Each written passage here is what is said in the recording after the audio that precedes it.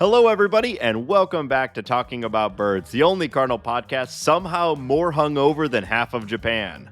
My name is Nate Heininger, and I am joined, as always, by my co-host, Ben Samorka.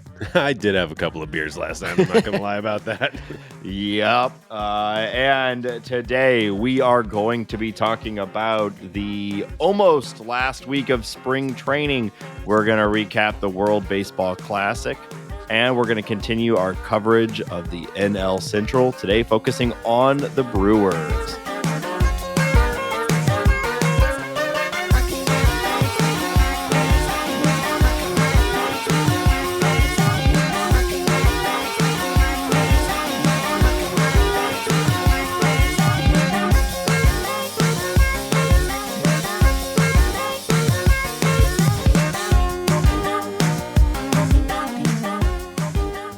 If you have an idea for the opening bit, tweet us at Talk About Birds. Ben, before we dive in, I have a bit of a follow-up from last week's conversation that I just want to address really quickly. Some more soccer talk? Well, kind of. So it turns out that almost every other sport, it is the rule where if the ball or whatever goes into the stands, you have to give it back. Yeah. I just want to reiterate that I think that's bullshit. And Yeah. I think it proves that baseball is the premier sport. So, you're making lifelong fans with souvenirs in real time. Come on now. I should get to keep the basketball if it goes into the court. Yeah. Not into the court, into the stands. It's normal. If I can walk down onto the court and steal it from LeBron, it is my basketball. That's legal. I can think of nothing funnier than watching you try to steal a ball from LeBron James. I feel like he would like turn and not really notice me, and he would hit me with his shoulder, and I would like skid across the court. Probably, or like punch through the floor and end up in the basement, like a Mortal Kombat, where they would you could uppercut someone and then they fall down into the yeah. I think LeBron would like me. You think so? I don't know. No, I don't. Midwest. We got Midwest Connect. That's about it. Yeah. I don't think most people like you, so I don't know that I would set my sights at someone like LeBron. He's got a lot of options, I think, on who to hang out with. Like Obama. Yeah. Like whoever he wants to. Whoever he wants. Yeah, fair enough. Okay. Yeah. So anyway, another check mark in the column of why baseball is the best sport. You get to keep the stuff. Yeah, baseball is unique for a lot of reasons. That's the most important reason. It is. I can think of nothing else. So how you doing this week, Ben? How you feeling? You good? Fine and dandy. Yeah. WBC in my veins. Went out, got some wings and some beers, and watched Japan. Not dominant. I mean, it was a great game last night. But really, really enjoyed the WBC. I think it was a massive success, and I was locked in. I was locked in so much to the point where I am having a hard time caring about a spring training game, which is never the case for me. I'm always locked into the spring training games, but it was so much fun. There was so much Cardinals representation, great games. Trey Turner doing magical things. It was a blast. I could go on for hours. Yeah, I realized that I was not emotionally prepared to care about a baseball game, let alone multiple in a row. This early in the season. March is normally it's spring training. You can right away. You can whatever happens. You can say it doesn't matter, and it's not ease into it. Yeah. And then if it's great, you can still say it's not predictive. And right. Whereas this, because of that round one or pool play loss for the United States, it made it where basically every game that they played was critical, and so of course once it got into bracket it was critical, but even the last two games of pool play were critical. They basically needed to win out to guarantee a spot. There were scenarios where if they went 2-2 they could have still got in, but right. winning out then was you're the playing with ideal. the ERA algorithm Yeah. and hoping that other teams get blown out more. And it's kind of Yeah. complicated So and silly. Yeah. just wanted the win. And Yeah. it was fantastic. But Ben, I gotta ask, the listeners are gonna need to know, what kind of wings did you get? Well, we went to a restaurant that they specialize in wings. I got some confit buffalo wings. Confit. Okay. Yes. So what does that mean? That means that they are cooked in their own fat. The fat of the animal is used to cook the bird. Confit is usually how duck is prepared, but you can That's do right. many fowl items like that. I guess really, if the animal has fat, you can confit it. And it was Wow. delicious. It was nutritious. I felt swollen this morning and bloated with all the salt I consumed and beer. But that's America, baby. We thought, I was we're watching the USA versus Japan. We got to go have an American evening, Yeah. and have, light beer and hot wings. Sounds wonderful. It was. Well, I'm glad you had a great time, and Yeah, now I'm probably gonna get some wings tonight. you should. You're making me hungry. So, question for you about baseball at large in the WBC and its Okay. impact, so on and so forth. I Yeah. think that anyone who watches baseball regularly, like us, or probably like anyone who's listening to us blabber, you know, true talent is a real thing. Good teams can prove their true talent over the length of the season. That's kind of the whole point of the baseball season being so long, right? It's Right. the cream almost always rises to the top, and if it doesn't, you've had to be extremely consistent, like the Giants a couple of years ago. You've had to Right. be doing a magic trick for 6 months in a row.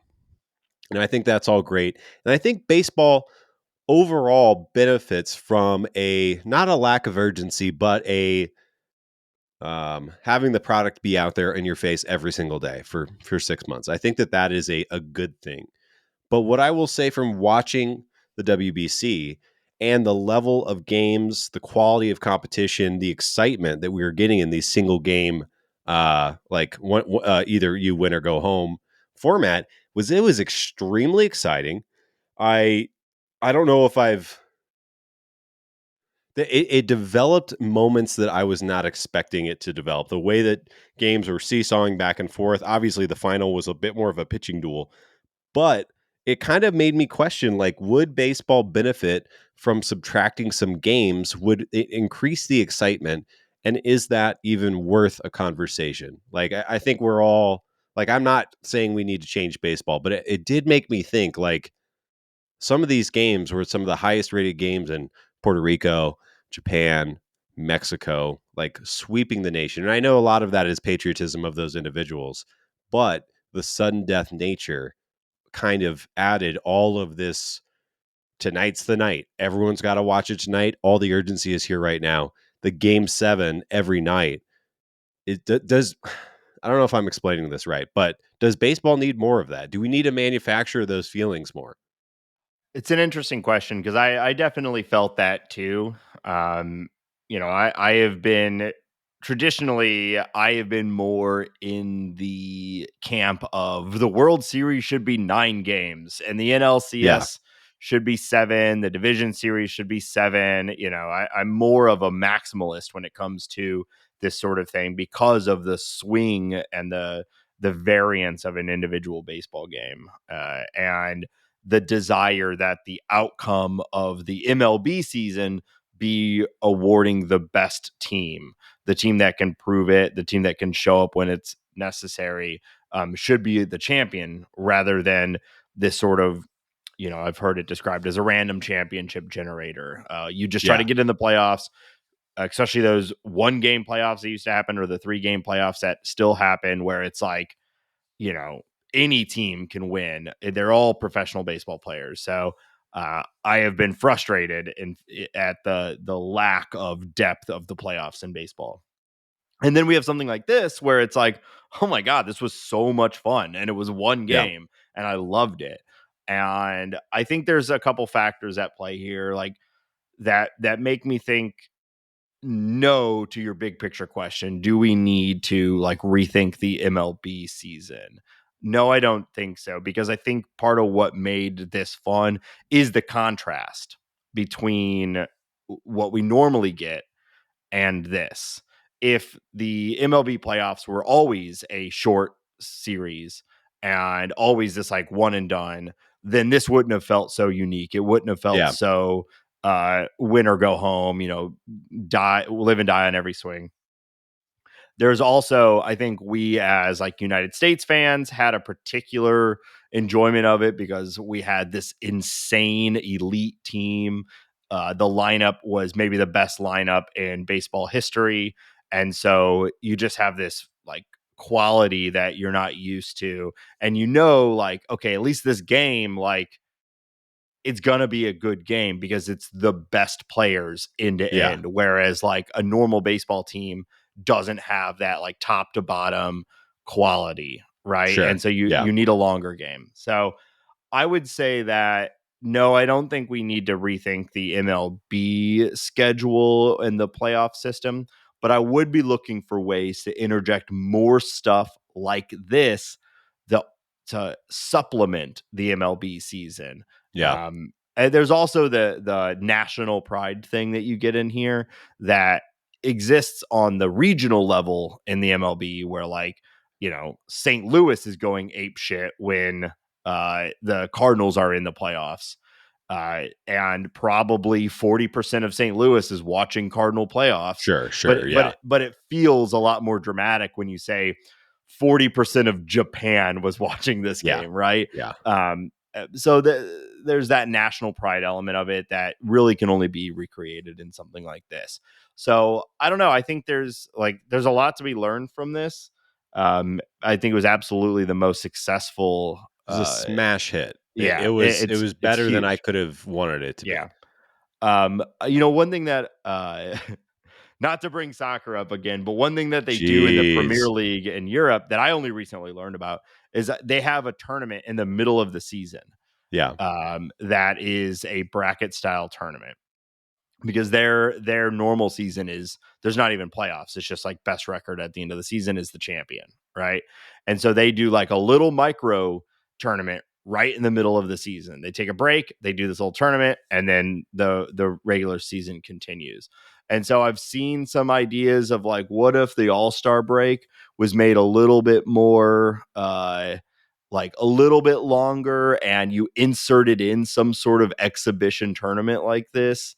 That would be interesting. Things like that, I think, are cool Yeah. ideas. I don't know how you execute on that, but something to recreate this, like, it's one and done, it's over, and when it's all said and done, you still get to go and watch your favorite players on your favorite team compete for the championship as is normal, but there's a pride to winning this little exhibition tournament, Yeah. something like that. But I wouldn't want to try to take away from the sort of the length and the grind that Yeah. is regular baseball. I think they're I already doing that with all of the rule changes for expedience, and if we start messing with scheduling too, I'd yeah. worry that Well, it would.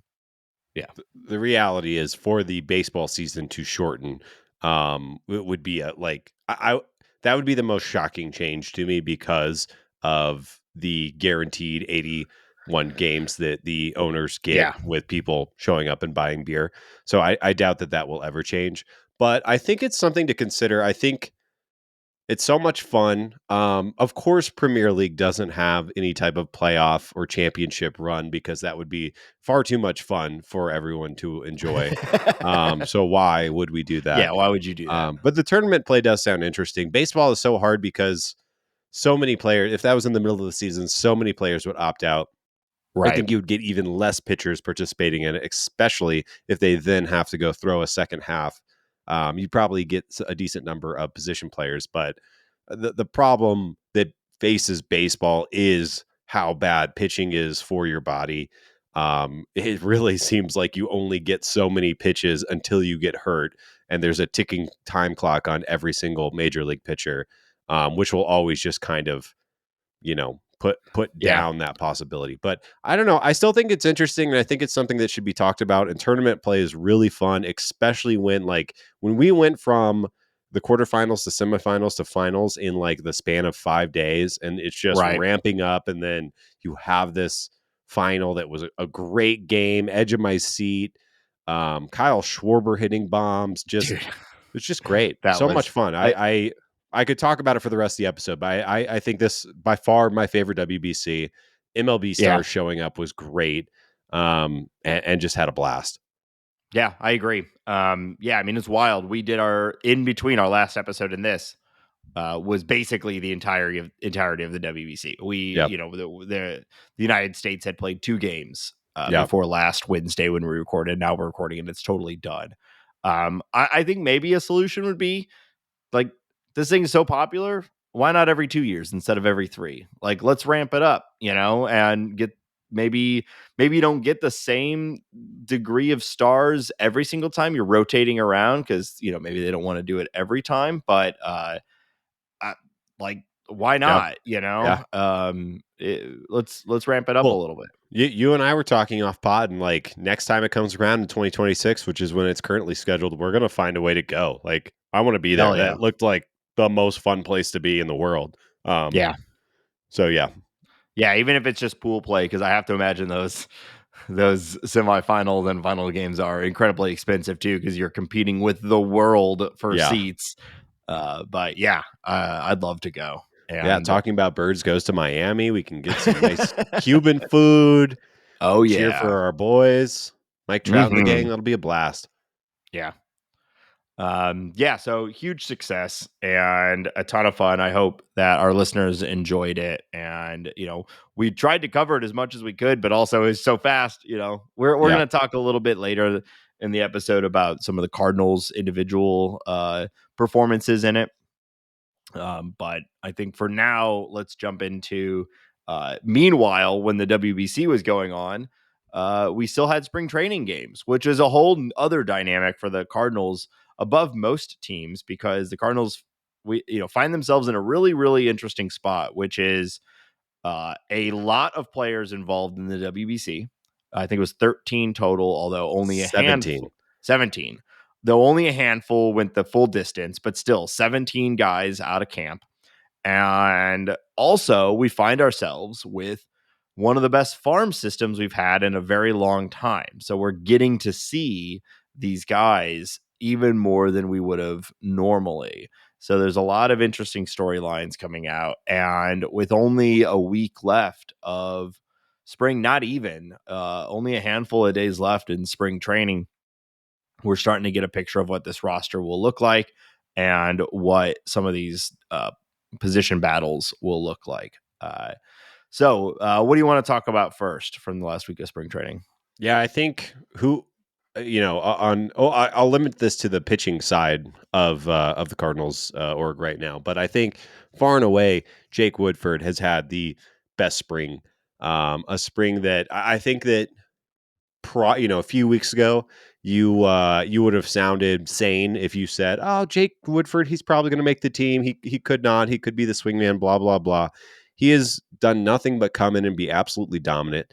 He's pitched 17 and 2/3 innings, 18 strikeouts, which is huge because we know last year that was kind of his problem. His weak spot is putting guys away with strikeout stuff. And obviously, strikeouts are valued super high in the game. The Cardinals value them, even though they aren't great at collecting them on the pitching side.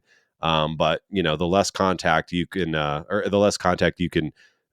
get from your pitching staff, the better. 2.04 ERA, and it's basically this hasn't been announced yet, but he is essentially guaranteed a bullpen spot at this point. And I have a feeling that if any starter, Jack deals with injury, if Waino deals with ineffectiveness, whatever it might be, that Jake Woodford is going to be the first person to get that spot start. And it'll be a situation where he's in the bullpen. He's probably pitching a few innings at a time there, and then fully ready to step in for a start. And honestly, I could even see if they just want to give the rotation an extra day early in the season when everyone's still getting ramped up, just run a 6-man rotation for a week or two, have Jake Woodford start. And what we've seen is that new slider the tighter slider with a little more downward movement to it has just been fantastic. So he's the MVP, I think, of the Cardinals spring. And on the pitching side, of course, I'm not trying to wash away Walker or Wynn or any of those guys. Sure. Yeah, I mean, it is interesting because Woodford's been pretty good for a while now, right? Yeah. And it felt like he'd never really gotten his shot, not really gotten his, the respect he deserves, Yeah. and with the optioning of Dakota Hudson to the minors, it essentially seals the deal for him. And I think it makes sense. And yeah, I've been wondering if the Cardinals will do a 6-man rotation besides all the just this weird uncertainty on who is where. There's also the injury concern across the entire rotation. There's like, other than Montgomery and I guess Michaelis, but he's just at that age that you just kind of put a little check mark of injury concern next to him anyway. Like, it makes sense to me to experiment with a 6-man rotation, see where everyone's at, see who's working, what's not working, and where these final positions are going to land. So yeah, it's been fun to see him really ascend. Yeah, I also like. Does this mean that he is in competition for a starting spot next year? We keep complaining about who's going to be there next year, and his ability to make an adjustment and then show it to us in spring. It is still spring, of course. That should be Right. said 18 times in a row. But he made a real adjustment and is getting real results, and that's really exciting. Man, Dakota Hudson. I think we take for granted when guys go down for surgery and what, we almost like, oh yeah, he'll be back in 16 months and he might even have a little extra velo or a little more giddy up on that curveball or whatever it might be. And then you have somebody like Dakota Hudson that kind of reminds you that it's actually not that easy to come back from Right. surgery, a major surgery like what he was dealing with. And I find it hard to believe that it's anything other than that, in the sense that when he came up and when he was a prospect, he was throwing mid 90s, power sinker. Guys were slamming balls to the ground, and now he just can't find that. The velo is down, the movement is still there, but he doesn't know where the pitch is going. I did not expect that. I kind of thought when the Cardinals called Dakota Hudson up in the first place that, wow, we just stumbled upon this 200 inning horse that isn't going to strike out a lot of people, but he's going to soak up innings, be a 3-4 in the rotation for years to come, and be a valuable, if not great, big league starter for a while. Yeah. And it's disappointing. I mean, yeah, he's gotten a lot of shots, and maybe he still can figure it out in the minors.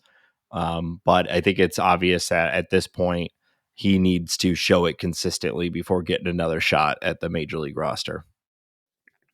Yeah, and I guess if that velo comes up, I will be on the fastball. I think I'll be a little encouraged, but it's like, not that it's, gas is everything, but it makes life a lot easier. It matters. And speaking of velo, I want to talk about someone who was also optioned alongside Dakota Hudson, but I think for a different reason.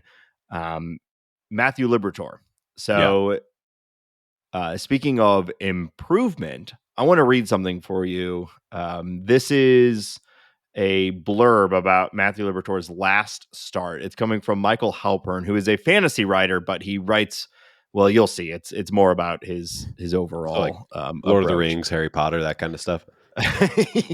Yeah. Fantasy baseball. Thank you. Oh, okay. All right. This is the velocity bump we were waiting for. Liberatore went 5 innings with 3 hits, 1 earned run, and a 6-to-1 strikeout to walk ratio versus a mostly quad A Detroit lineup on Saturday. But it's the stuff we care about, and the stuff was up across the board. The fastball set 94.8 miles per hour. The sinker was up to 95.2, and the spin on the curveball was up 124 RPM. The curve notched to 60% whiff percentage. This is a pretty legit development, and it takes Liberatore from a back-end guy to a potential mid-rotation starter, which is where everyone originally thought he would end up in his younger prospect days. We still have to see if he can maintain the uptick, but his stock is on the rise. Hey, So that sounds legit, bro. right? That's a really good breakdown of his last start. Everything's up, velocity's up, spin rate is up. It's all the stuff you need from him. And I don't know about you, but that start that he's talking about, like, I was super excited about seeing Liberatore. Not a great lineup as he called out, but still, like, he looked really good in that start, and Yeah. he was optioned because I think even with that, there's not a spot for him right now. But I agree with you that Woodford is likely the first off the bench, so to speak, for a starting spot. But that got me pretty jazzed for what Liberatore could do if he can maintain that bump. And this rotation again looks different if he can get back to that top 100 prospect Yeah. level of pitching that he was before. Yeah, and they were talking about this, or this was spoken about before that start happened. But I think we might be witnessing a little bit of the Dusty Blake effect. Dusty Blake getting in with Matthew Liberatore, working on biomechanics, understanding how to get more out of his big. I mean, the guy is massive. He's like 6'5", 6'6", big kid, strong kid, getting everything that he can out of that body. And yeah, I mean, when you watch the stuff, it looks good enough to play anywhere to me. So I Right. am extremely encouraged by that. And yeah, maybe you're right. I think that what we said about Woodford could be true. Could also be true that Woodford is going to be a 3-inning guy, the 2 or 3-inning guy this year. Would not be surprised, especially with, I think the Cardinals are going to break camp with 13 pitchers initially. But let's say if they want to drop that down, they could maybe put like somebody who's on the edge, like I don't know, who's on the edge of the bullpen right now. I guess like for Hagen, Palante maybe. I guess. Yeah. And if they want to bring up another position player, if they want Burleson and Mater to be on the team for whatever the situation is, maybe they could run a 14-man position player group and a 12-man bullpen, and have some flexibility, bringing up your guy. My God, my brain, my brain is falling out of my head. Bringing It, up Liberatore it's when needed. gruesome, folks. It's pretty bad. Ben's nose just started bleeding in the middle of Uh, that conversation. I hope I landed my point, but maybe it provides a little more flexibility with the pitching, and Yeah. you can rely on guys to go a little bit longer rather than more often, and find Liberatore some starts there. That being said, my guess, if I had to put money on it right now, is he's going to be riding up and down from Memphis, pretty much all year, and Right. unless somebody gets hurt. Yeah, but I think it wouldn't surprise me if he continues to look good in the minors or in while riding the bus. If the Cardinals, especially as we get later into the season, if the Cardinals start to prioritize getting him starts, if he looks good in order to establish him as a member of the 2024 rotation, which is wide open as we've been talking about all off season. Man, I think it would be good. It would behoove the Cardinals to see what they've got here, and if he can be an anchor in the middle of the rotation, maybe not the top, but there's a lot of stuff. There is a reason why he's so highly uh, thought of, yeah. across baseball prospect circles and whatnot. And it's hard to quantify makeup when you talk about this, but he does just seem like the guy that wants to be great and wants to work his tail off to be a Cardinal starting pitcher. Yeah. And I'll give him a little check mark for that. I don't know if that means he's, there, like I said, that's unquantifiable, but it is nice to see and it makes you happy. We've been doing a lot of check marks this episode. Have we? I feel like we both have said check mark a lot. Okay, I'm never going to say it again. Yeah. I'm committing I'll to that. put it. I'm going to put a check mark next to that Oh statement and see if. no. Oh, this show sucks. um. Well, let's move on. Yeah. I think the other big development from the last week, which does answer a lot of things, I think at least in the short term, is Paul DeYoung Yeah. is not feeling great. No. You've got a little Inside quote and here. outside. Yeah, you want to read the quote here from Paul DeYoung? Man, poor guy. Paul DeJong was quoted saying, "I can't touch my toes. I can't do normal things. Not playable." He is, of course, talking about his lower back issue that has kind of plagued him all spring, really. He was coming into spring healthy, and this flared up, and he really hasn't been playing much in short. And what he was kind of going on to say is, like, when he's going to ground a ball or catch a grounder and throw it to first playing short, he can't bend down all the way. And I think that might be the most important physical movement a shortstop needs to do. Um, we talked about it last week. The value add for Paul DeJong is quality defense at short. I don't Yeah. know, man. It is just not going Paulie D's way. I will say, though, it is nice. This is the most relatable I've ever found a baseball player, because I, too, can't touch my toes or do normal things. So at least, that made me feel good. Yeah, you're so close to being an athlete. But yeah, I mean, starting on the IL, we don't want to kick him while he's down here, but this does sort of short term solve the problem of, like, what do we do with Paul DeJong? Yeah. So it at least kicks the can down the road a little bit for the Cardinals to have to solve the question of who is the backup shortstop without Paul DeJong. Yeah. Yeah, and I Uh, think, like, the big question that comes from that is, so you have a roster spot on the 26 man. Does that go to Alec Burleson, who I think we all are on the team of, like, Alec Burleson has been hitting the shit out of the ball. He did that last year. He probably deserves a spot.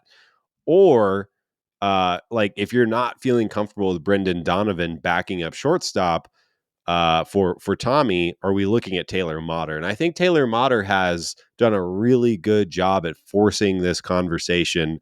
Um, should he break camp with the team? Is he having a flash in spring? Is he showing us something real? But really, like, to go back to what I was saying, like, who's your backup shortstop is the question yeah. that needs to be answered first, and then everything else can kind of fall in line outside of that. Motter's interesting. He has looked good this year in this small sample size. Defensively, he's been a lot of fun to watch. Yeah. It does make me think a little bit of Brendan Donovan last year, not just because he also has long hair, but maybe that is part of it. But yeah, he's one of those guys that's kind of been all over the place, has that energy level that Donovan also brought to the camp, and seems like he'd be serviceable at most defensive positions, and can maybe get behind a ball every once in a while Yeah. and hit it hard. I don't suspect he would be much of an offensive threat. He's had some good at bats this Yeah. spring, but defensively he's looked pretty good. So it feels like it's going that way. But to your first point, I think Burleson should have a spot in the Yeah. roster. Like, he's already on the 40 man. He's like, I think he'd be a great bench bat, spot starter. You could do a lot worse than him, and let's start to get a better idea of what do we have here. Yeah. Yeah. He can play the corners, of course. We like his bat, and he can give Paul Goldschmidt a day off his feet. Paul can go DH, and Burleson can play first base, reasonably well. Yeah. Back to the Motter thing. I think that, like, Motter's, it's good that he can play all four infield positions. I wonder if he could play outfield. That might just add a little bit to him. But he's also a nice complement at second and short with Brendan, with Donovan, Gorman, and Edmund, in the sense that he is a right-handed hitter, and obviously Edmund's a switch hitter, but lefty. So it might be a good add. Yeah, it's hard to tell. I think my gut tells me, well, who's more toolsy? Give me the tools of Alec Burleson over Taylor Motter, but we'll Yeah. see. I don't know. Well, in Taylor Motter, sometimes you catch lightning in a bottle, but there's also a reason why, he's spent 10 years essentially bouncing around between major league teams and minor league teams. He's a journeyman guy at this point. So any expectation that suddenly the Cardinals found this, like, new kid who's going to suddenly do everything well in the majors is unlikely. Yeah. But can he act as a serviceable backup? it sure seems that way. Yeah. Matter's got 159 games played in 5 years in the bigs. So yeah, it is that guy that is, he hasn't really played seriously since 2017. But yeah, you never know. I don't know. Maybe he did find something. Maybe he came down to Cardinals camp and something clicked. But Wow. yeah, wow, Cardinal way. Wow. sure. All right. What else from spring should we talk about here? Yeah, I think the only other thing I wanted to talk about was the fact that I was convinced that we would see an extension specifically for a starting pitcher by this time. There's about a week left. It's always possible that you can get an extension done during the season, a little less likely. But I was just convinced Jordan Montgomery, Miles Michaelis, I don't know, something was going to come along and grab the Cardinals a starting pitcher for next season. And it just hasn't. Yeah, we talked about it all off season. Like maybe if Flaherty looks healthy in spring, he would be a candidate. And, he certainly seems healthy. Some questions about his performance so far, but it's still spring. We'll go and we'll throw that caveat out there. But I don't know. It certainly seems like it would have been done by now. You don't normally get that in the last week of spring training. But we're not even hearing anything. A lot of times you'll get players who will say like, "Oh, I'm not talking about it during the off season or during the season or whatever." But we're really not hearing anything, which makes me think there's not much going on. But also, the Cardinals are usually pretty good at keeping that stuff secret until it's not. So Yeah. we'll see. Or we'll just start this up again. The Cardinals are saying goodbye to all those pitchers and saving all that money for Lars Nootbaar's best friend, Shohei Ohtani. What's going to happen? Shohei Ohtani signs with the Cardinals, 10 years, $500 million. And Yeah. then Roki Sasaki decides that he wants to leave Japanese baseball, come to America, and take a rookie contract with the Cardinals so that he can pitch with his friend Lars Nootbaar and Shohei Ohtani. And we get two of the best young pitchers in the world. And yeah, that's my prediction. Sounds great to me, Ben. Did you watch Roki Sasaki in his start against Mexico? Yeah, I couldn't watch the whole thing, but it's incredible. 21-year-old kid pumping 102 like it's nothing. Yeah. Yeah, he's impressive. He'll be in the majors at some point.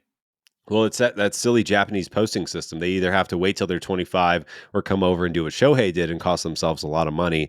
And I think if Roki waits until he's 25, he's probably going to make many hundreds of millions, or at least $100 million. That's the kind of talent he is. But my prediction, I'm putting that into stone. Watch it happen, everyone, next offseason. Boom. I've never wanted you to be right more in my entire life. We'll just take half the Japanese team. We'll come on over. They're good. There you go. Yeah, sure. Why not? Get in here. We've got Nootbaar. What else do you need? Nootbaar and the rest. Yeah. Well, what a seamless transition. Let's go back to the WBC a little bit and talk about the Cardinals' performance. I mean, one of the most fun parts about this, I think for me and for you and for our listeners, was like this was an all-star lineup, star-studded, and a couple teams, really were represented there. And I think maybe none more than the Cardinals. Maybe the Phillies with like Schwarber, Trey, Real Muto, but having Nolan and Goldie in the heart of the lineup, and then Waino and Michaelis as two of your starters, like it felt like every game was impacted pretty heavily by a St. Louis Cardinal.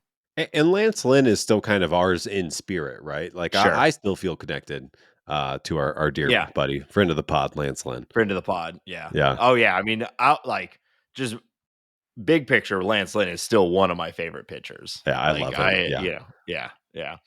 And he did great in this. He did. But I'd say outside of the final, which was a challenging game, and Japan has some fantastic pitchers. Arenado and Goldschmidt really were key parts of the offense. Yeah, Nato, I think just like tremendous start to finish. Goldie looked really great in the beginning. In his last two games, he just seemed like he was not seeing the ball as well. Last night during the final, he had a couple of ABs that were just like Oh man, he that just eighth wasn't. inning, Yeah, 2 on double play, that was disappointing. yeah, and when a guy you've never seen is throwing 97 and he's got a splitter that's breaking a foot, um, it's really tough. It's hard to blame Goldie for that. I actually Yeah, thought I was kind of surprised because of how USA was looking against these Japanese pitchers that are still in the MPB. I was surprised when they called Yu Darvish out. Now, obviously, Yu Darvish is great, has been great for a very long time, but all the USA lineup has seen Yu Darvish for years and years. They know what he throws. He's obviously super talented, but they know the arm angle and all that stuff. I kind of yeah. thought they had the advantage in like, well, we've never seen.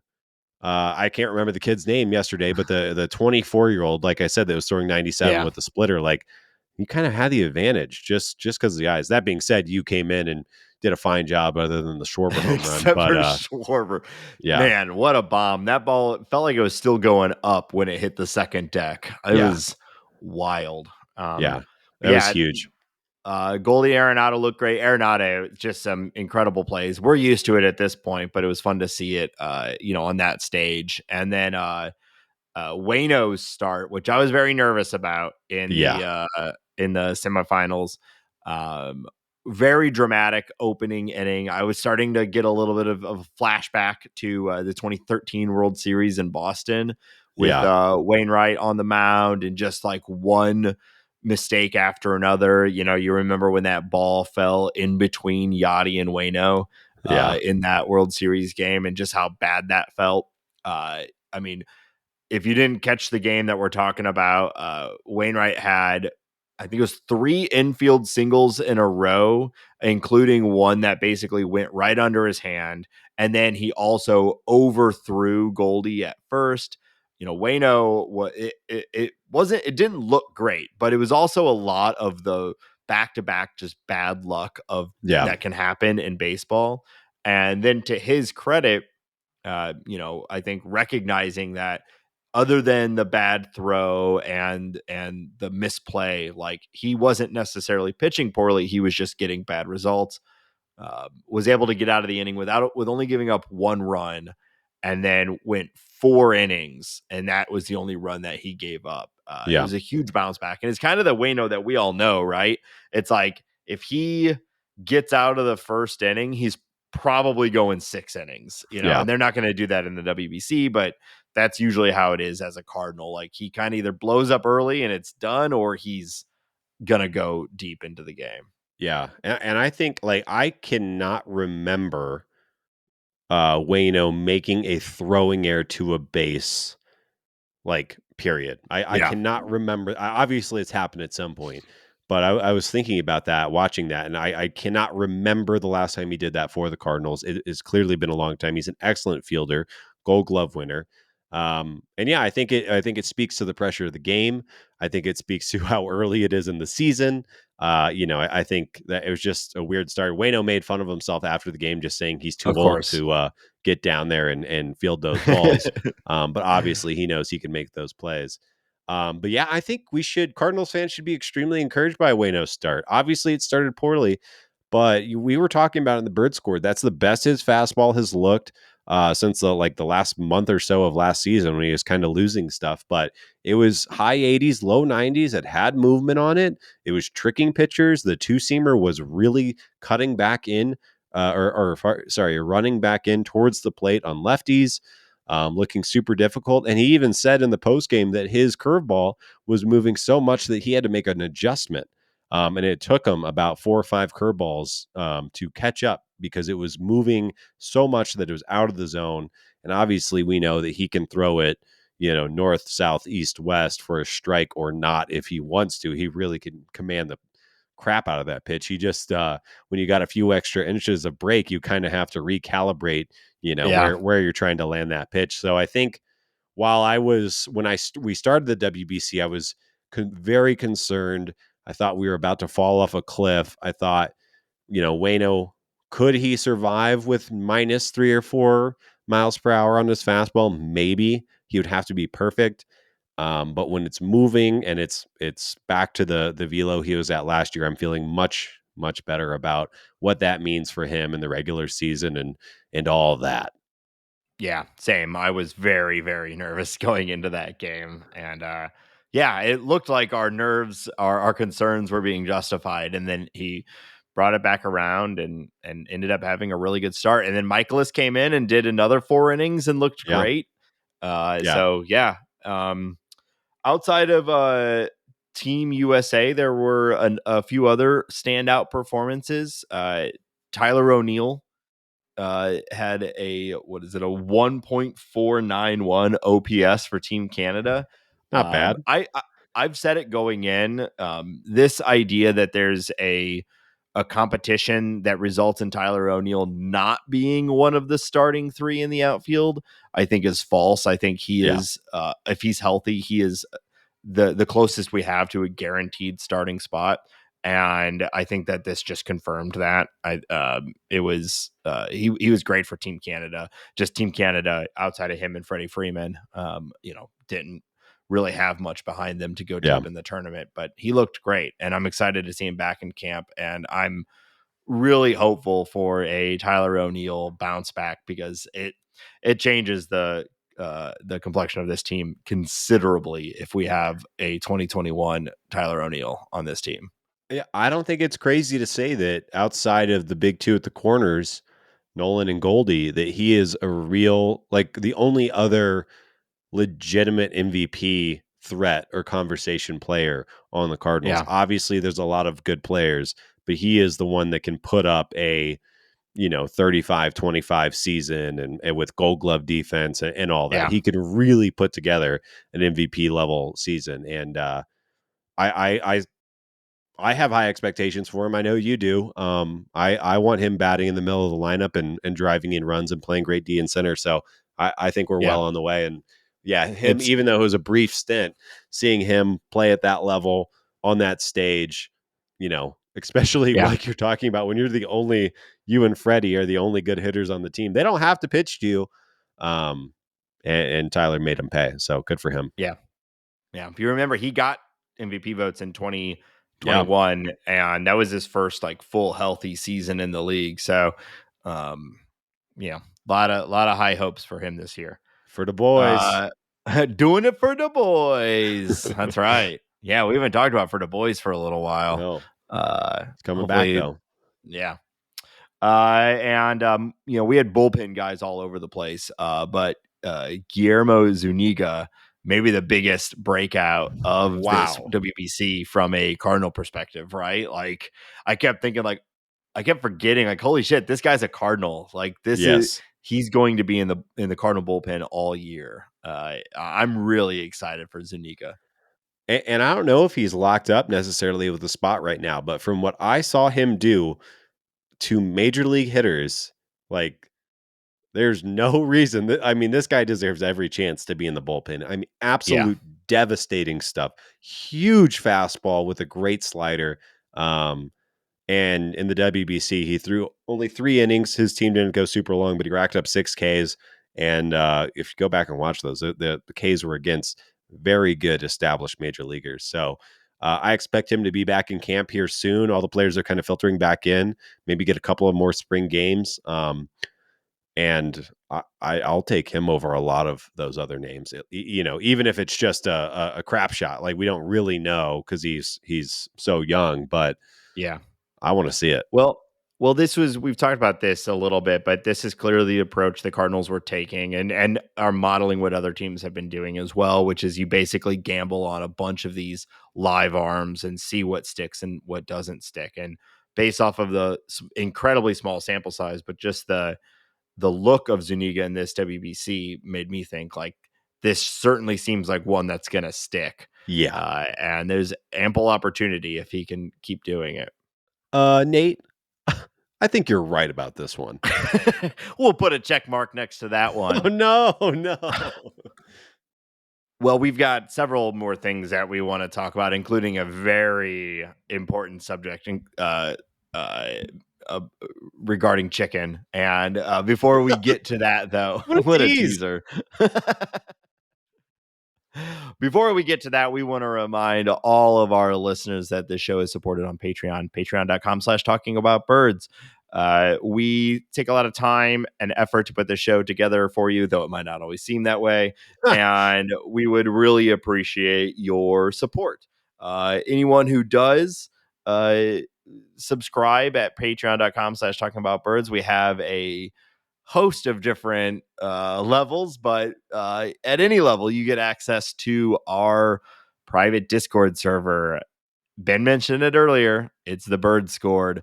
And let me tell you, it's where I was at in the WBC. Like, Yeah. I kept having this, like, should I want to engage with people while watching these games. And I didn't feel compelled to go on to the broader social media stuff. I just wanted to chat about it in the Bird Scored. And it was a ton of fun. And we're going to be doing that all season. So if you want to hang out and follow the Cardinals in a way that maybe you haven't before and support the creation of this show, consider subscribing at patreon.com/talking about birds. And Yeah, subscribe just for a month. We'll let you in the Bird Scored, and maybe we'll forget how to take you out, and you'll get locked in there, and you can get your money back. I mean, we're pretty stupid, so you could probably trick us. Do one of those things where you're like, all right, I'll give you the $2 for Patreon, but I only have a 10. So can I get change? And then like, oh, you gave me a 20, and we'll be fooled. And this will all be done over like, Cash App or something. Yeah. You'll still get tricked. I guarantee it'll work. You might make money if you join the Bird Scored. And if you don't want to fool us into giving you money, you could also consider leaving us a positive review on your favorite podcast platform. I like reading them on the show, and it is a way to helps us show up in search engines and whatnot. So thank you for all of you who have. If you want to engage with us in other places, though, online, Ben, how can people do that? Yeah, make sure to follow us on Twitter at Talk About Birds. You can follow us on Instagram at Talking About Birds. You can also find us on the TikTok. We're doing a TikTok. Follow us there. We're doing a TikTok. Figure it out. We there. You can listen to this show on Spotify if you prefer to listen to your PCasts there. And if you have any thoughts, questions, concerns, comments. PCasts. Yeah, that's cool. Okay. If you want to weigh in on if PCast is cool or pod or whatever show, you can email us at talkaboutbirds@gmail.com. Outside of that, I would like to say, leave the review 5 stars only. Okay. 5 stars only. We or else Ben don't will give you a 5-star. We don't take criticism. Damn it. All right. So Ben, you added something to the outline this week that obviously piqued my interest. Yeah. But I'm gonna let you intro it. What are we talking about here? Well, we talk about food a lot, because we're cool. Yeah. And yeah. I'll just leave it there. But big food news. Big breaking food news, as one might say. Shaquille O'Neal. He owns a chicken chain called Big Chicken, which might be the dumbest name for a restaurant I've ever heard in my life. Big Chicken, owned by... You like it? Yeah. Do you think he's big and there's chicken? Shaq, it should be called like Shack or something like that. Chicken Shack. Shack's Chicken Shack. No, or Big Chicken. What more do I want? I want chicken. I want Big Chicken. Well, it should be called Big Hot Chicken because I want hot chicken but Big Chicken. I like it. Okay, well, he nailed it then. Great job, Shaquille O'Neal. Big Chicken is opening 2 stands in Busch Stadium this season. They will be open by opening day, and it will be purveying chicken sandwiches and ice cream cookie sandwiches. So all your sandwiches are going to be covered there. I've looked at the website. Those are the 2 types of sandwiches. That's all you need. Chicken, hot dogs and sandwiches. Yeah. hot dogs are American tacos. I've said this 1,000 times. But chicken sandwiches, ice cream cookie sandwiches. The chicken sandwiches look fire, but I'll tell you right now, the ice cream sandwiches, they're like warm chocolate chip cookies and different flavors of cookies to go with different flavors of ice cream. Oh my God, on a hot St. Louis day, that looks so good. So I mean, we're all excited about this. I might have to fly out to Bush just to go to Shack of big hot chicken. I'm probably gonna go the first game that I go to. Yeah. I mean, I've been a lifelong Shaquille O'Neal fan too. Oh, I know On, this. Yes. on my wall, just right to the left of me, I had Molly for my birthday like 10 years ago painted me a Yes. full-on portrait of Shaquille O'Neal, dressed as like as a royal king. It's ridiculous. And actually, very recently, I was from something from the Bird Scored. People were talking about their card collections, and I'm not much of a card collector, even though I've gotten a little bit into it with the show and whatnot. But I have a collection of like 200 Shaquille O'Neal cards that I collected as a child, and Yeah. so I've been going through and adding them into this app to like catalog them. And so right next to me right now is a pile of like 100, hundreds of Shaquille O'Neal cards. So I got to keep the brand going. I got to go get the big chicken. I know you have a Shaquille O'Neal jersey that's like a child's medium that you'll wear from time to time. It still fits great. Yeah, sure. No, it was I did get it when I was like 8. Yeah. But it was like down to my knees when I got it. Yeah. And I haven't worn it for a while, but I used to wear it to like any sort of fantasy baseball or football draft or whatever. But I should bust it up. Maybe I'll just start wearing it around town. Well, if you're going to Big Chicken, you got to wear it. That's what I was going to say. Maybe I'll wear it to a Cardinal game. Yeah. I normally wear my Ozzie Smith shirt, but maybe I'll wear the Shaq jersey. Yeah. Could wear both. In other Cardinals food news, local joint, which I haven't been to in a while, but I know when I was still living in St. Louis, this was a hot spot. Mission Taco is opening a new restaurant at Busch Stadium. So I think that's exciting. I don't know if Mission Taco is still good. It was good when I was there. More good food options at Busch is a good thing. I always kind of thought that Busch didn't have the best food options when I was going there more regularly. It was like you could definitely get a good hot dog and a beer and all that. But I am fully in support of the movement that's happening here. I think it's great. Yeah. Mission Taco's fine. I haven't been for a while, but when I had been there, it's been good. They're at the level that I think is good to be actually able to sustain business within Busch Stadium, where it's insane. You have to be able to serve like potentially thousands of people in a night. Because there have been some other smaller restaurants that have tried to set up shop in Busch Stadium and just couldn't handle it. So I think Mission Taco should be able to be successful at that. But more broadly, I agree with you. Busch has some good food, but it's all been derivatives of the same, just like stadium food. And this movement to have a more unique fare, a more representative menu of the food that's available in the city, I think is good and cool. And I would like to see more of that. Yeah. And you agree with me that a hot dog is an American taco, right? I want to get that on record. Yeah, you've said that a ton, and that's the first I've heard about it. And if you listen back to the shows, I've said it over and over again. I've always thought of it more as as like an American gyro. But I like American taco even better. But yeah, the meme of calling a hot dog a sandwich is stupid, and I hate it. So yeah. You know what I say to those people, Nate? What? Take a hike. I'll put a check mark next to that one, Ben. Oh God, the worst episode we've ever done. Bad food for a hike. Yeah. Hey. Yeah. Wow. Taco is probably a bad food for a hike too. Yeah. Like nuts and berries are good food for a hike. All right. What else are we talking about? Nuts and berries. Yep. Yeah. So I think that's all we've got for the food news. So you know what? Yeah. I'm making a commitment right here, right now. Yeah. I will report back on how Big Chicken Yeah. is doing, And and I want to be whether you have to get a chicken sandwich, and you also have to get an ice cream sandwich. I want to be very clear about that. okay, deal. Okay. Cool. All right.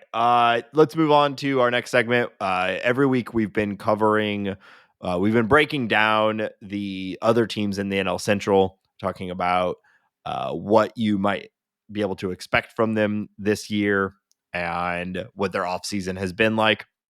We started from the bottom up, and we are on our last week. So we are now talking about the only team that is considered a likely contender for the NL Central. Yeah. Cardinals are pretty clear favorites across the board, but if anyone else is going to take the NL Central, this team is easily the second most likely team, and Yeah. then it's a pretty big gap between the top two and the rest of the NL Central. So we're of course talking about the Milwaukee Brewers. I think we've been starting this by talking about the notable losses from the 2022 team to this team. So Ben, you want to run through those? Yeah, and I'll just say I agree with everything you said. Notable losses for people that are being shipped out.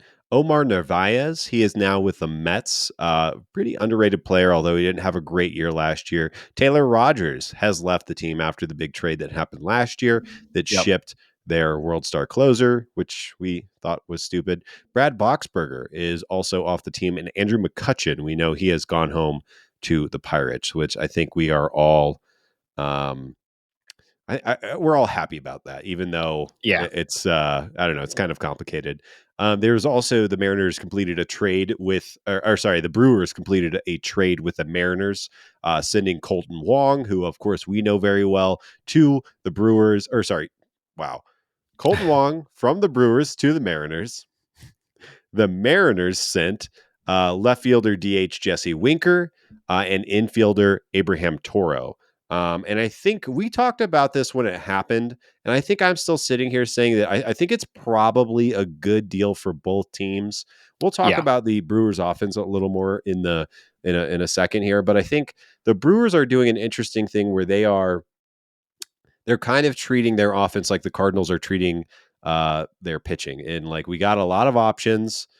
Hopefully, a lot of them, break the right way. We have enough where if it doesn't, like if 50% of them pop, we should be competitive.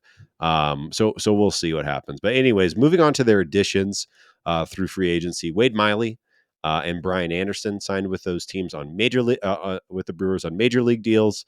Brian Anderson is likely to be a utility fielder, and Wade Miley kind of the fourth, fifth starter for them.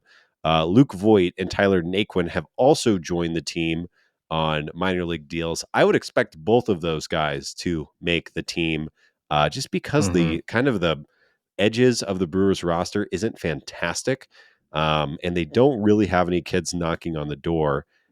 Speaking to that, the youngsters to watch is I guess what I've called this part of the offseason review. But I think Uh-huh. the big questions for the kids, Garrett Mitchell, he can play defense. Is that bat real?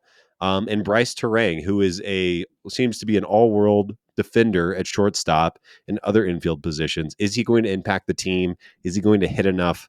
What does his role look like for the Brewers in 2023? There's another storyline to watch with the Brewers young players. Probably won't impact the Brewers in 2023, but it is something that we as Cardinal fans should keep an eye on because we might have to deal with this guy for a long time. The Brewers have a prospect. His name is Jackson Churio. Have you seen this kid? Yeah. Well, yeah. Isn't I Yeah. thought he was starting in Single A though? Are we already He's up to Double A, okay? and I have seen comps of he's the next Acuna, the next Tatis. You know, Don't like people are that. people are looking at him as this uber prospect. I think he's 18 or 19. Um, might be the next 20-year-old in the league. You know, so keep an eye out for that. Probably won't make it to the majors in 2023, but this is a big year to establish, is he really this next huge Yeah. uber prospect, or was last year just a flash in the pan? But he was doing things in the minors that were comped to guys like Wander Franco and also like Tatis and Acuna. So high regard for him at his age. So keep an eye out for that. But ultimately, it is, like you said, this has been there's a lot of comps to what the Brewers are doing and what the Cardinals are doing. Not a big offseason for them. One big trade, moving Wong and Winker. And I kind of get it. I bet if you were a Brewers fan, you were really wishing they'd go and sign one big bat. But they've got the pitching. They've got one of the best rotations in baseball, probably. They only need, a Peralta or a Lauer or an Ashby to complement Burns and Woodruff, and they could have the best rotation in the NL, definitely in the NL Central. And if Winker can bounce back, or if Yelich can bounce back, plus some of these younger guys, Willie Adames is looking really good for them and can continue to improve. Like, they could be a really good team. You really don't have to stretch your imagination very far to see this team with an elite pitching, with an elite rotation and a slightly above to above average offense. And all of a sudden we're in another, race for the NL Central. Yeah. Yeah, and I think I agree with that. And really the main reason I put and I think the Cardinals are over in most projection systems, and why most people are picking the Cardinals to win the Central is I 100% agree. Burns and Woodruff, you can't really get better than those 1-2. But their team is reliant upon their starting pitcher group. And as we've talked about, ad nauseum, that is that is the hardest commodity to keep healthy in baseball. Yeah. This happened to them last year with Peralta having injury issues, Lauer having injury issues, Ashby having injury and effectiveness issues. I hope that Burns, just for the fun of the game, I hope that Burns and Woodruff can stay healthy all year. But they are really relying upon their whole team's success is relying upon a few arms to stay healthy and effective. So we'll see what happens to them. I think the other big question for their pitching is obviously Devin Williams is now taking over as the closer. We saw him pitching for Team USA. We all know how unbelievable that changeup is paired with a nice power fastball. But how is the rest of the bullpen going to be? Some of their starters have now moved to the bullpen. I think it's kind of a big question mark. They don't have necessarily any big names or big strikeout guys there. And if those starters that we talked about aren't going the distance, I think that's kind of their soft underbelly is the back end pitching outside of Devin Williams. Yeah, and bullpens are they fluctuate so rapidly already. This one I really don't have like a good take on. I mean, Devin Williams is incredible, so they've got that going for him. But yeah, you can see where the cracks in this team could lay, and it is the pitching, which is a volatile thing to begin with. If that stumbles, it's not even going to matter how much their offense bounces back. So it should be a good race though. I mean, we want the Brewers to be competitive, right? It's more fun as a fan to have a good race through the whole summer. Now, what I really hope is what happened last year, where it was a really good race until like August, and then the Cardinals ran away with it. But I'm looking forward to the race with the Brewers, and hopefully everyone's stomping on the Cubs. The Central's trending up. The Cubs are getting better. The Brewers are kind of standing pat. The Pirates are slowly inching forward. I think we're getting close to that. The final point I want to make on the Brewers and their season is they got 4 players on the position player side that I think are going to be huge for them this year. Winker and Yelich, are they going to be able to bounce back? Winker had neck issues. He had a weird injury year last year. He was still walking a lot, still seeing the baseball well. But just no power, and the hit tool was suffering. Yelich, I think we all know that what's going on with him. He's hitting the ball hard finally again. It's just not getting any elevation on it. If Yelich starts to get launch angle under the ball, it wouldn't be the most shocking thing to me if he gets back to 40 home run seasons, but he's got to do that. On the other side, William Contreras, Wilson's brother, and Rowdy Tellez. They both kind of had breakout years last year from a power point specifically. And I think I'll be curious to see, are those real?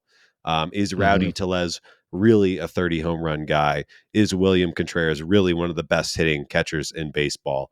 I think those are two big outstanding questions that will need to be answered. And if all those guys hit, this offense all of a sudden looks a lot scarier.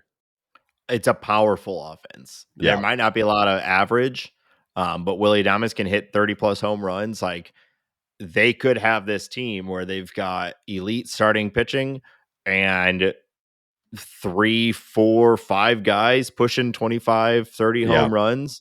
And they're not necessarily going to clog the bases, but with that good of pitching, you only need maybe, a home run or two in a game, and they win. So Yeah. that's their path to success. Yeah. Fangraphs has their projected win-loss total to be 86 versus 76. You taking the high or the low on that, Nathan? It's a good number. Yeah. These are always, my heart is always like under, because I just, I want, that's the heart wants what the heart wants. Yeah. But you know what, Ben? I'm gonna go over on this one. I think the Yeah. Brewers are gonna have a good year, and I think the Cardinals are gonna have a better year. But I'm expecting a good fight between these two teams. Yeah. So you're taking over 86. I'm also going to take over 86. And I think the Cardinals, I think both these teams are going to be in the 90 win bracket. And I Yeah, think that while the Brewers position players, there's lots of questions. Keston Hiura, I think, is just not what we thought he was going to be. But those names that we were talking about earlier, and I think, when you have Burns and Woodruff, it's just a really, really great place to start. And I yeah, wouldn't be shocked if Peralta throws, well over 150 innings this year. And we know, although he's had trouble with the Cardinals, we know how good he can be. And that guy's got his repertoire and the movement on it might be like the best combined yeah, movement of any pitcher in baseball when he's on. So we'll see what happens there. But I'm also going to take the over. I think it's going to be a lot of fun. yeah. All right, let's go into our next segment here. We're gonna cover some of the happenings from around the league. Just a few things to touch on. Ben, why don't you kick it off? Yeah, I think we could blaze through these. Edwin Diaz, as you know, he got hurt in the WBC celebrating the victory, What a jumping up and bummer. down, ripped his patellar tendon. It's going to be out the rest Ouch, of the season. Uh, man. We didn't really talk about this in the top half when we were talking about the WBC, but him, Altuve, that moment of panic around Arenado, even though yeah, he was super chill about it the whole time. Like, the injuries, they're freak. It could happen in spring training. I don't really want to relitigate that conversation, but it is a huge bummer, yeah, especially for Diaz. Like, what a swing of emotions. Puerto Rico, wonderful baseball part of the world, and maybe the biggest win in Puerto Rican team sports history. And then that, yeah. and it sucks. I like Baseball to part of think the world. yeah, I think that probably would have whatever I said was smart and good. The I have to imagine, with that sort of, like, such a low impact to cause that, like, that was probably going to happen one way or another anyway. But for it to happen, like, literally celebrating that huge win after 3 strikeouts, like, man, what a Yeah, bummer. But yeah, hopefully he recovers. Mets are being super, like, cool about it. Steve Cohen was saying a bunch of really nice things about him and what they're going to do to, facilitate his recovery. So, yeah. it hurts. Yeah, Steve Cohen said So he's buying Edwin Diaz a private chef for his recovery. yeah, it was And like, that makes me want to go rip my patellar tendon. I Like, know, that sounds right? great. Yeah. Um, I'll rehab a knee for 6 months for a yeah. private chef. Not an equation I knew was a possibility, but Right. As Nate said, Jose Altuve, he got hit in the thumb by a very wild Daniel Bard throwing 97 plus. That thumb broke. He's going to get surgery. It looks like 8 to 10 weeks for him. So that is too bad. It's fun to dunk on the Astros, but baseball's better when Altuve's playing. So That's too bad for And of that. all the Astros players that you can possibly excuse or at least feel good about, it's like Altuve's the one. Right. Obviously he knew about everything, da da da da da. But I don't know. I like Altuve, and it sucks to have your thumb broken by a pitch. It's hard not to like a guy that's 5'6" and going to the Hall of Fame. Like it's pretty impressive. Moving down, Jurickson Profar. Holy It's crap. done. He finally signed. And of course, he signed with the Rockies, who absolutely don't need him in any capacity, other than the sense that at least he walks, which the Rockies do not have a lot of that. Ben, you got to block those prospects somehow. Okay, you can't have these fun young players coming up. You gotta sign these guys. If Jurickson Profar blocks Zach Veen or takes at bats away from Elhirris Montero, then I don't know. Maybe I'm going to start making threats towards Dick Monfort and the Rockies organization. I don't know what to say about these. The good news is we know he won't be taking ABs away from Ezekiel Tovar. The Rockies do have one thing to root for this season, and that's him. So we'll see. But it's over. $7.75 million. The crazy thing is he denied an option with the Padres for $7.5 million.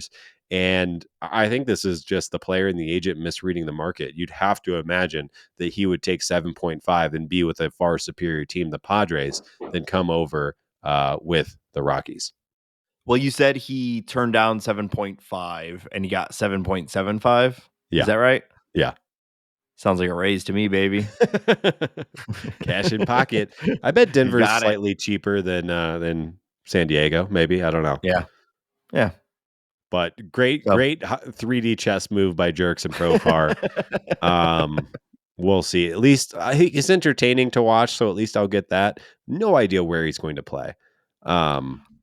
I like that you said 3D chess because most people say 4D chess when saying a big brain move. So he just played like chess on a Mac from 1988, that developed 3D chess or just real chess, which is just 3D chess. Yeah. He's got them all locked down. Yeah. Last bit of news: Cuban national team backup catcher Ivan Prieto did not join the team flight on the way back home to Cuba with the Cuban national team. Has effectively fled the country. Not much to add to this other than shout out to Ivan. I hope he's safe and everything's okay. And hey, maybe he'll get a minor league deal somewhere and catch on with the team. Yeah, pretty interesting. We talked about this a little bit last week with the guy getting the contract out of this and how people use these global events to raise their profile or use it to get out of a bad situation. And kind of surprised this is the first time this has happened from the WBC. As long as Cuba continues to participate, I suspect this won't be the last. So yeah, like you said, I just repeat, hopefully he's safe. It is a incredibly difficult decision to make. And, I hope that it works out for him. Yep. And hopefully we get to a point where guys can just come here if they want to, and they don't have to go through stuff like this. But out of all the ways to do it, one of the nicer ones, we always hear these horrible stories, and at least he just got to participate in a tournament and then not get on a plane. Yeah. All right. So we're going to wrap up this episode with a little game. Then the 2023 season is about to start. So I want to see how well do you remember the 2022 season? We're going to play a new game, a quick little game I'm calling I wonder if they were over or under. So I just have a handful of stats here that I'm going to say the player, and I'm going to give you a stat, and then you have to tell me if in 2022 they were over or under this stat. Does that make sense? Makes sense. Cool. So we're going to jump right in. Are these Cardinal players, or are you just picking players out? All Cardinals. All right. Cardinals from 2022. I watched a lot of games last year, Nate. I did a whole podcast about it. Yeah, same. Big same. Okay. Yeah. All right. Yeah. We'll see how this goes. All right. Jack Flaherty. Over or under 35 strikeouts in 2022. Oh, that's good. What a shitty way to start that. Over under 35. So I was guessing he threw about 40 innings. I don't think he eclipsed 8 per 9, 9 per 9. I'm going to say he's under that. You're correct. He had 33 strikeouts. Wow. Nice. Good line. Good line. Yep. All right. Miles Michaelis. Over under 200 innings pitched. Cowabunga, dude. Mm-hmm. Man, that's another well set line. I don't think the Cardinals had anyone do 200 though. As memory serves, I'm going to say under 200. He pitched 202 innings. Oh, pain. Ouch. Suffering. Mm-hmm. Miles. Yep. Giddy up, All partner. right. Our favorite pitcher, Packy Naughton. Packy Naughton. He pitched 32 innings for the St. Louis Cardinals. Over under a 4.5 ERA. Ooh, okay. ERA, not FIP. Packy had a good year. He got spanked a little bit. I'm going to go, I think Packy is under 4.5. He had a 4.78 ERA. Damn. Wow. Over 32 innings. That's a storied 32 innings with a 4.7 ERA. Yeah. It's like the most memorable season with that kind of final line I can think of. If his name was like Joe Thompson, we would not have known any of this. It's only because he was Packy Naughton and we created this whole mythos around his name. Is the only reason. I guess you're right. Yeah. All right. Adam Wainwright. He pitched 192 innings. Wow. Over under 150 strikeouts. I keep going under. This also feels like an under. We complain about his strikeout percentage all year. That's a tough one. But it's a lot of innings. I'm going to say he's under 150. That is correct. He had 143 strikeouts. Oh, wow. Good line. Good line. Yep. Wow. All right. Moving over to the offensive side of the team. Yadier Molina. Oh, no. Over under a 550 OPS. Damn it. OPS is on base percentage plus slugging. God, he really only had like 4 games I can remember where he was hitting well in between the Puerto Rican basketball league game. 550 is low. Yikes. I'm going to say he's over that. I got faith in Yadi. Yadier Molina had a 535 OPS in 2022. That's the smart money, but I was just really hoping he eclipsed that somehow. All right, Paul DeYoung. Wow. Over under a You're making this fun. I was trying to look for ones that would be tricky. So Paul DeYoung. Over under a 535 OPS. God, it seems hard to be lower than that. Was he better or worse offensively than Yadier Molina in 2022? See, he had very limited playing time, which helps him because I know he hit some big bombs when he came up. They basically ripped the bat right out of his hand, and those bombs will help your OPS quite a bit. But he was bad for a long time. 535 is so low, though. It's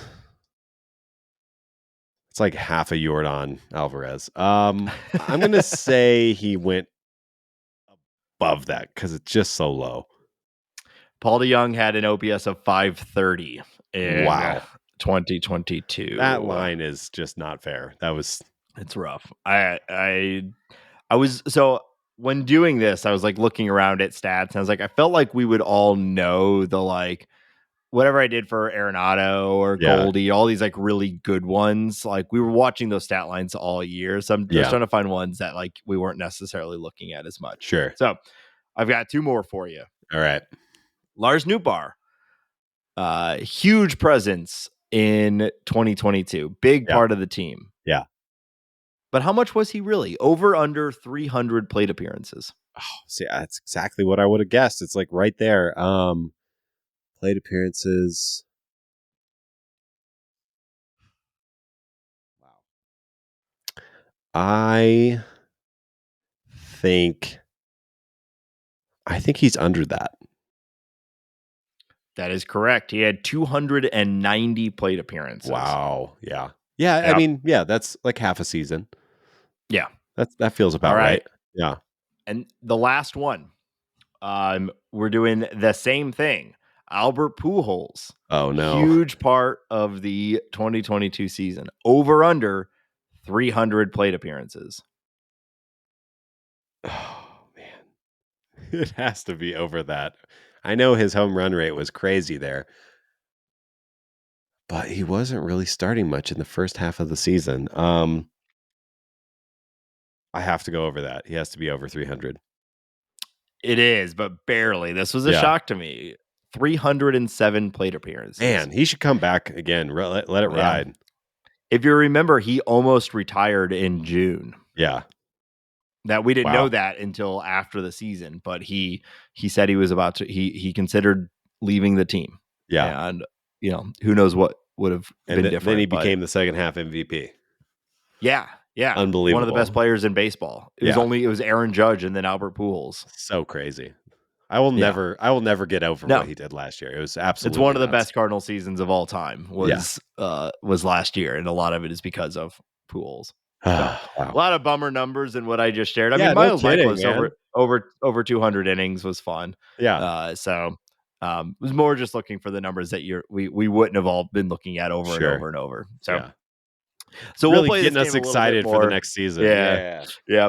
Trying to take a realistic. Thank you for bringing us all back down to earth, Nate. That's really helpful. Well, we'll be back next week, and a little teaser for next week. We're going to do a segment on bold predictions for 2023. So if you have some bold predictions and want to throw them in, let us know. Email or tweet or send us a letter. Find Ben. Let us know.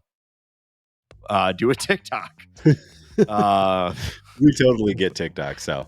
Yeah, we're doing it.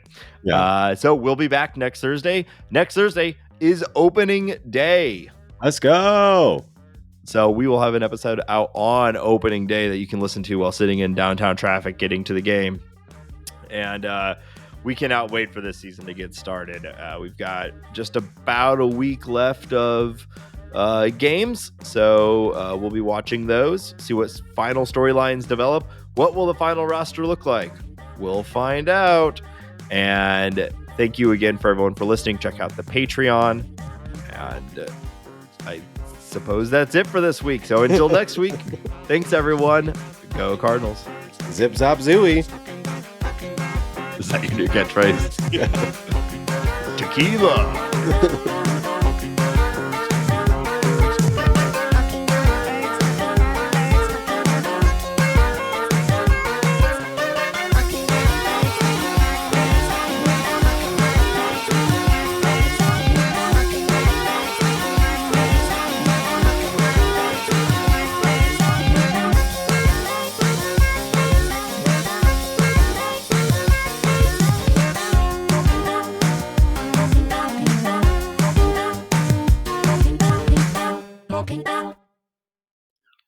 Hold on just a second. Hey. What's that?